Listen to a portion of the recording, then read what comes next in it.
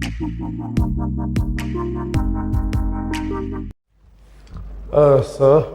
I would like to thank you for giving me this opportunity to take part in this debate on the address by the Governor. So, before I make my submission, I would like to request you, it would be fair if members belonging to the opposition are given more time, because this is the only platform where we can raise issues concerning the state and the people. It would not be fair if same amount of time is given to members belonging to the opposition and the ruling side as well, sir. Honourable Member, I would like to let you know that the time limit is fixed by the Honourable Speaker, not by me. Yeah.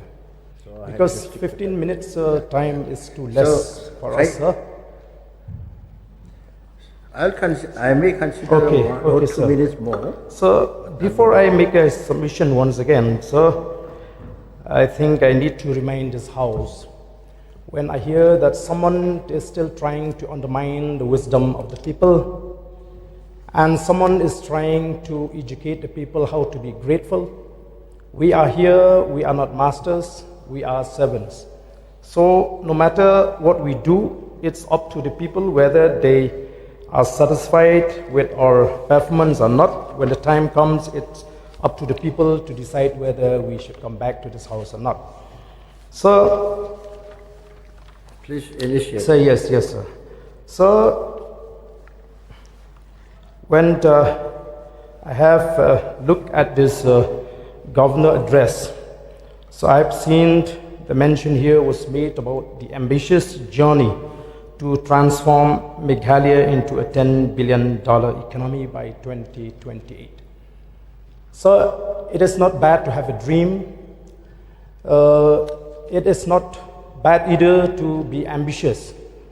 But the contention here is whether this government can really transform Meghalaya into a $10 billion economy by 2028. I'm not saying that we cannot transform Meghalaya into a $10 billion or a $100 billion economy. I will be the happiest person to see that my state is growing and is being transformed into a $10 billion economy or a $100 billion economy. So, Meghalaya,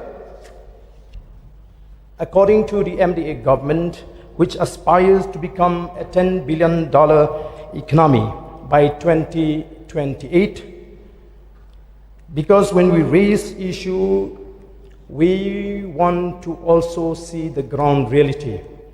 We are not here to blow trumpet only. We will not only supply music in the ears of the government, but we will bring the ground reality that is reflecting the state as a whole. So, Meghalaya has indeed been found to be the third poorest state after Jharkhand and Bihar. This is according to the National Multi-Dimensional Poverty Index Baseline Report 2023. So, and Meghalaya has been listed with 27.79% rate of poverty. So, as of July 2024, the unemployment rate in Meghalaya was 6.0%, which is higher than the national average at 3.2%. I would also like to bring to the notice of this August House, sir, that according to the periodic labor force survey conducted by the National Sample Survey Office revealed that 85% of the unemployment are in the age of 15 to 30 years in Meghalaya.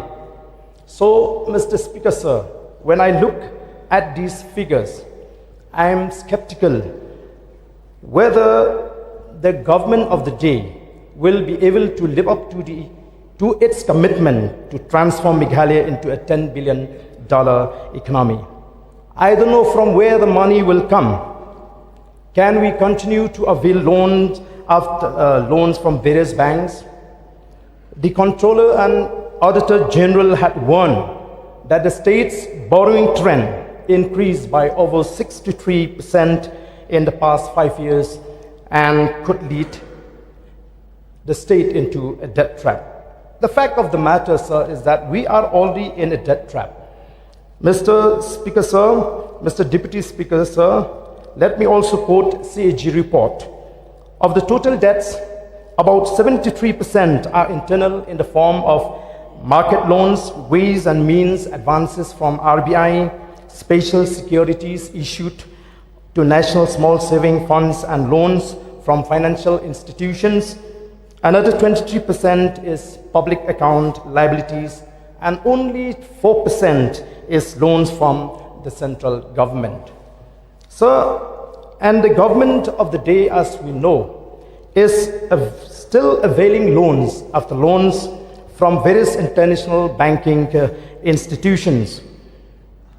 I feel I have the right, and not only members belonging to the site, but the people needs to know how much of the loan had Meghalaya availed till this financial year 2024-25. How much of the loan is yet to be repaid by the government, and what kind of loan is being provided? How much of the financial support from those World Bank, Asian Development Banks, JICA and others are in the form of loans?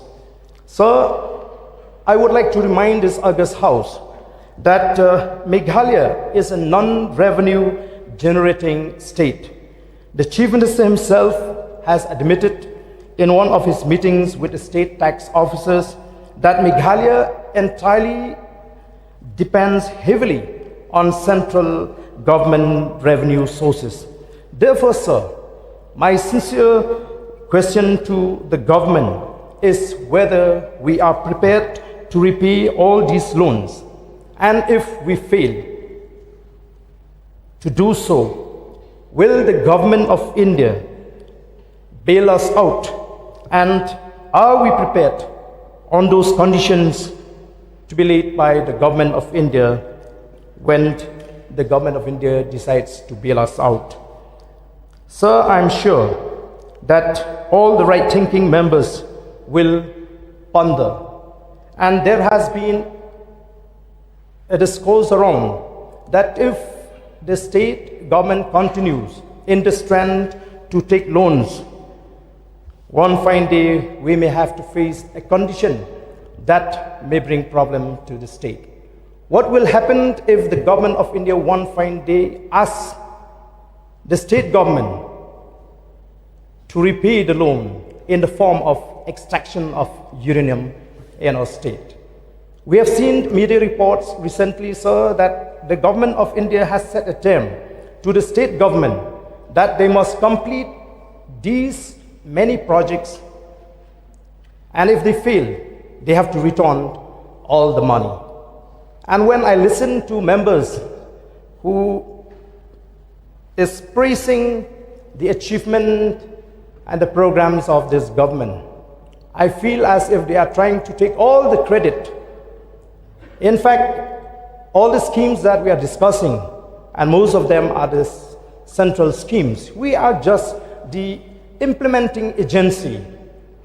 So we would like to hear the schemes, the projects that are being generated by the state government, not to boast about the implementation of central schemes in the state. If you talk about the water supply, Jal Jeevan, this is a central scheme.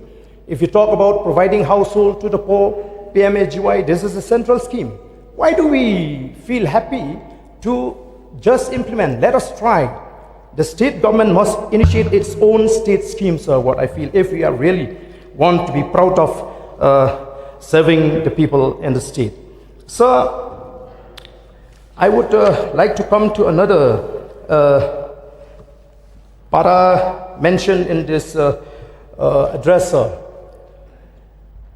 This is in the Home Political and Home Police, where a mention was made that district council elections in 2025 was ensured through effective measures taken by the district administration and the police.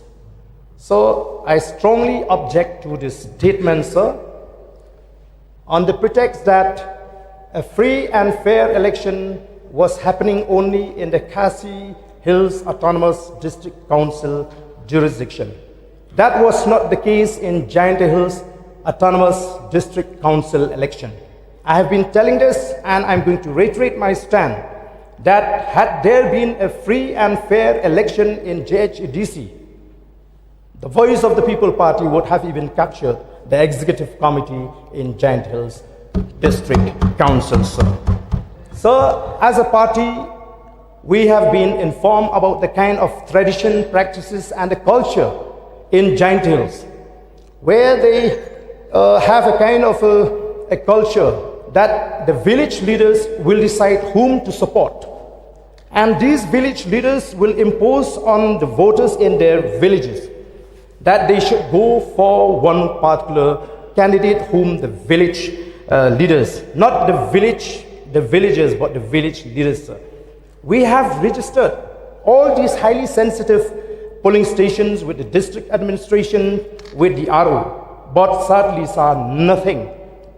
No action has been taken on the part of the district administration and the RO while conducting the recent MDC election. There was many polling stations where there was a booth rigging. Sir, I have with me few polling stations where you will think and ponder how this can happen. In Mulamuna A polling station, out of 609 total votes, valid votes, 593 vote goes to one candidate sponsoring by the village leaders. And out of 604 in Mulamuna B, 589 votes went to the person sponsored by the village leaders. And in Wapung Skur A, out of 782, 656 goes to one person sponsored, supported by the village leaders. And in Clarion East, out of 780, imagine what kind of an election is this? 778 go to one person sponsored, supported by the village leaders. And out of 872, 862 again went to the candidate supported by the village leaders. So where is the free and fair election?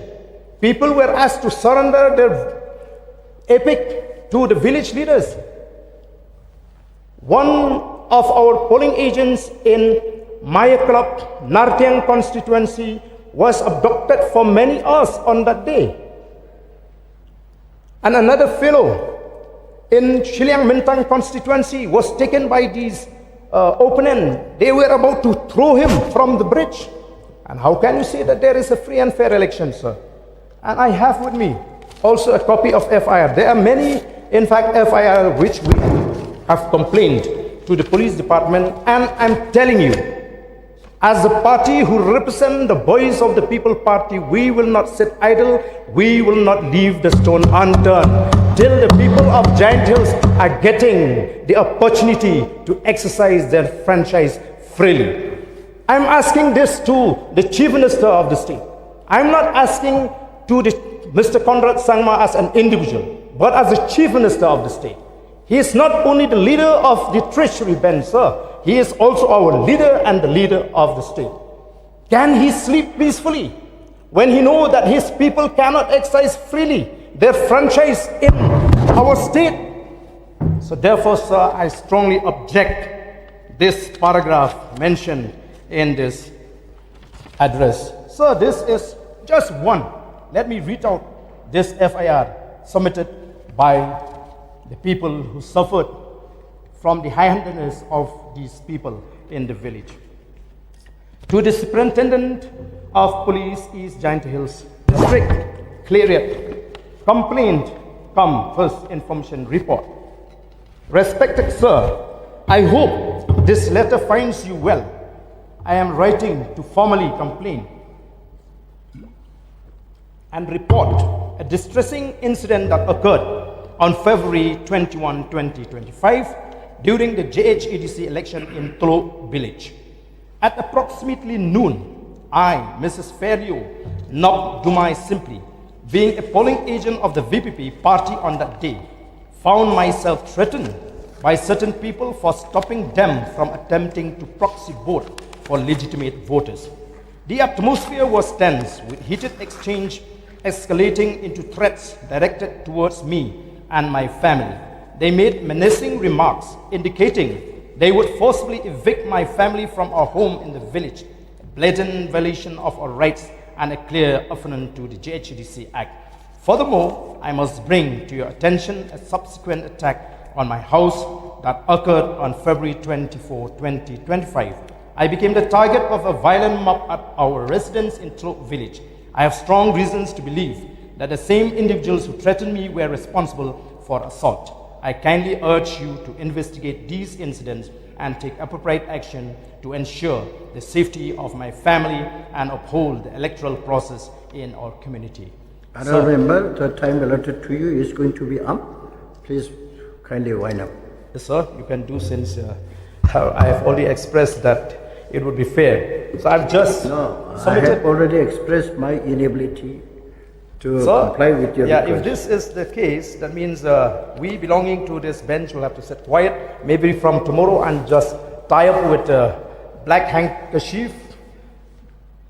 Let us, because there is no point. So many things, sir. This address, sir, is a 23 pages. How would it be fair for the members belonging to the opposition to get 10-15 minutes only? If that is the case, I stop, sir. We should be very fair to each and everybody, because there is no discrimination.